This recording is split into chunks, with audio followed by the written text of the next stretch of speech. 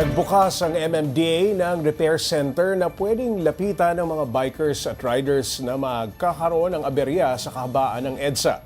Hindi na rin daw kailangang mag-alala na masisiraan ka dahil libre ang pagpapagawa sa mga yan. Para bigyan ng mukha ang balita, Mobile Journal, Ivan Tarinque. Mula torque wrench hanggang pantapal ng gulong.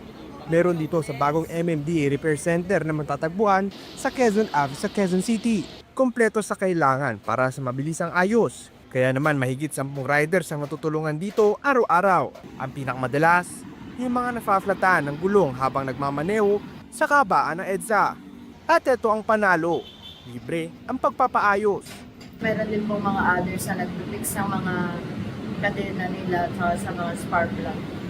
May catch nga lang, wala silang spare parts on site. Kung kailangan naman talaga ng spare parts, may solusyon na rin dyan.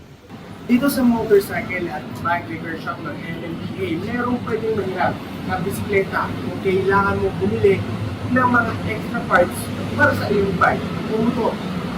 Para sa mga riders na aming nakausap, sobrang laking tulong ng repair center dahil meron na silang masasandalan sakaling magkaaberya sa gitna ng kalsada. Ngayon hindi ka basta-basta tutulungan ng mga kapwa mo rider kasi nga maraming insidente na nakawan ng motor. Kaya yung iba, mas pinipiling magbitbit ng tools kahit pa dagdag bigat. Kaysa naman magtulak ng motor sa malayong lugar. Sa tools, number one, syempre yung sa gulong, saka yung basic na mga screwdrivers, mga wrench, yung basic.